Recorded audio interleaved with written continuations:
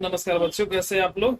एक बार पुनः आपके लिए हम लेकर आए हुए हैं ईवीएस से संबंधित, यानी कि जिसको हम लोग कहते हैं विज्ञान, जीव विज्ञान में आपका जो चैप्टर पढ़ते हैं आप लोग, पारिस्थितिक तंत्र, उस चैप्टर से संबंधित बहुत ही महत्वपूर्ण प्रश्न जो कि परीक्षा के दृष्टिकोण से बहुत ही महत्वपूर्ण है, इसको आप लोग देखें और समझें और इस क्वेश्चन को याद करने की कोशिश करें। परीक्षा के पॉइंट ऑफ व्यू से ही वीडियो को बनाया जा रहा है, इसलिए आप इस वीडियो को पूरा देखें और इस क्वेश्चन को समझें।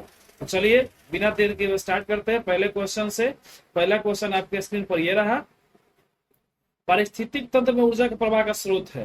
पारिस्थितिक तंत्र में ऊर्जा के प्रवाह का स्रोत है, आपके सामने ऑप्शन है वायु, सूर्य के प्रकाश, वर्षा जल और मिट्टी। तो इसमें पारिस्थितिक में ऊर्जा बोला जा रहा है, तो ऊर्जा ना हमको वायु से मिलता है ना जल से मिलता है, हमको मिलता है सूर्य के प्रकाश से। चूंकि पारिस्थितिक तंत्र की बात है तो ये हमारा इसका आंसर हो जाएगा हमारा बी, सूर्य का प्रकाश। ये रहा मेरा पहला उत्तर।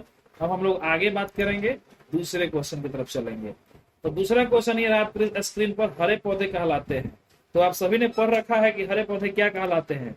तो हरे पौधे कहलाते हैं उत्पादक। ये सब अभी आप लोग जानते हैं, ये कहलाते हैं उत्पादक। ठीक है, अब चलते हैं हम लोग नेक्स्ट क्वेश्चन पे।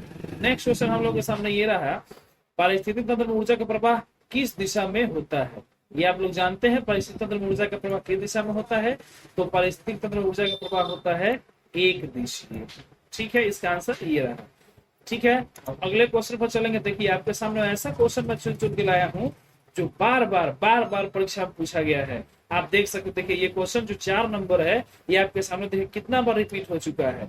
ये क्वेश्चन आपके सामने बार रिपीट हुआ, 2020 में, 2015 में, 2011 में बार रिपीटेड क्वेश्चन। वैसा ही क्वेश्चन लाया गया है जो आपके परीक्षा के दृष्टिकोण से बहुत ही महत्वपूर्ण है।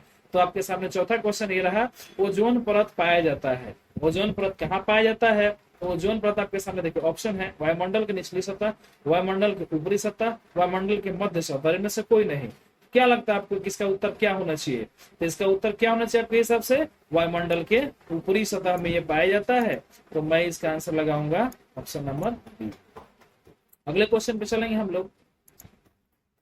अगला क्वेश्चन ये रहा आपके सामने, कौन सी गैस ओजोन परत में छेद के लिए उत्तरदायी है।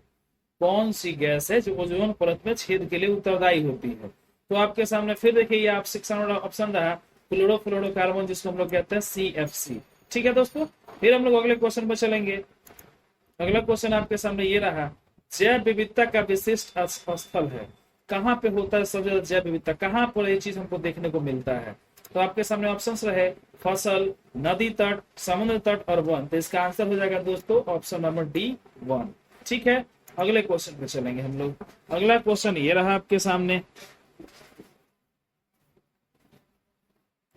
अगला क्वेश्चन है, निम्नलिखित में से कौन सा आहार श्रृंखला का निर्माण करता है। आहार श्रृंखला का निर्माण, तो आहार श्रृंखला का मतलब हुआ कि जिसमें हम लोग क्या करते हैं, जब एक ऊर्जा का प्रवाह दूसरे ऊर्जा के दूसरे लेवल में प्रवाहित होने लगता है, उसी को हम लोग बोलते हैं आहार श्रृंखला।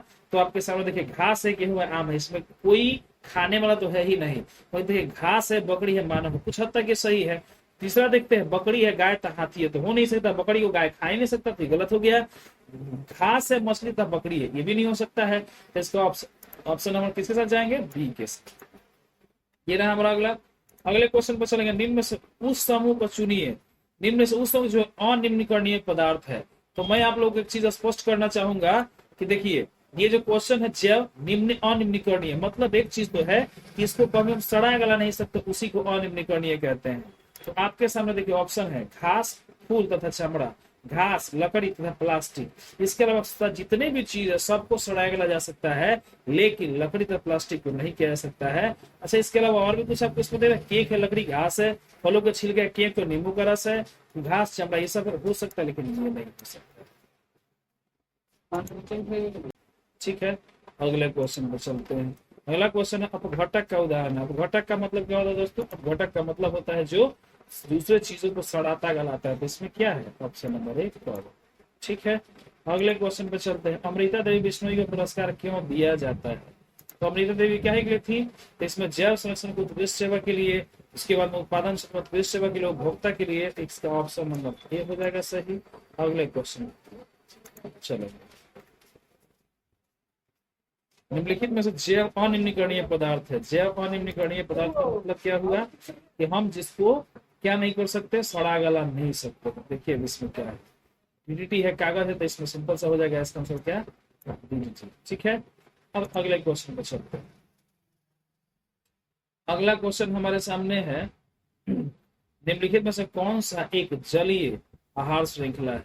जलीय आहार श्रृंखला के बारे में बातें की गई है। तो देखिए घास है, बकरी है, तो जल में तो रहता नहीं है, शैवाल, जलीय कीट, मछली, ये लग रहा है। तो हम किसके साथ चले जाएंगे, ऑप्शन नंबर बी के साथ चले जाएंगे। ठीक है, अगले क्वेश्चन पे चलेंगे। निम्नलिखित में से कौन सा भूमिगत जल का एक उदाहरण है। अब देखिए भूमिगत जल का मतलब क्या हुआ, नदी है, कुआं है, तालाब है, समुद्र है। तो भूमिगत जल कहाँ से आता है, कुआं से आता है। अब अगले क्वेश्चन पे चलेंगे हम लोग।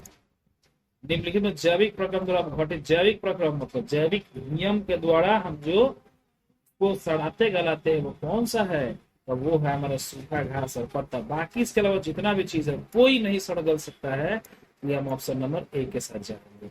चलिए अगले क्वेश्चन में 15 नंबर पे चलते हैं।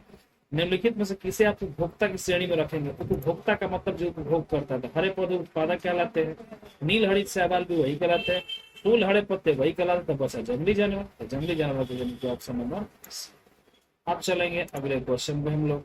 अब कह रहा है सही आहार श्रृंखला बताइए। सही आहार श्रृंखला, देखिए चिड़िया को सांप खाएगा, सांप को हो ही नहीं सकता है। उसके बाद मछली को घास खाएगा, उसके बाद हो नहीं सकता है। बकरी को घास, इसको हिरन, घास हिरन शेर। तो इसका ऑप्शन नंबर कौन सा हो जाएगा, ऑप्शन नंबर हमारा हो जाएगा डी से। ठीक है, अगले क्वेश्चन पे चलते हैं। अगला क्वेश्चन है कि ओजोन के अणु में ऑक्सीजन के परमाणु की संख्या कितनी होती है। बार बार ये क्वेश्चन आता है, बार बार क्वेश्चन आता है, और आपको जानना चाहिए ऑक्सीजन के परमाणु में जिसकी जो संख्या होती है वो होती है 3, जिसको हम लोग O3 के नाम से जानते हैं। चलिए अब अगला क्वेश्चन आता है 19 नंबर के, ओजोन परत के क्षय के लिए मुख्य रूप से कौन जिम्मेवार है। तो आपको पता होना चाहिए, क्वेश्चन जस्ट अभी हम लोगों ने कुछ देर पहले करा है, जिसको हम बोलते हैं CFC, क्लोरोफ्लोरोकार्बन।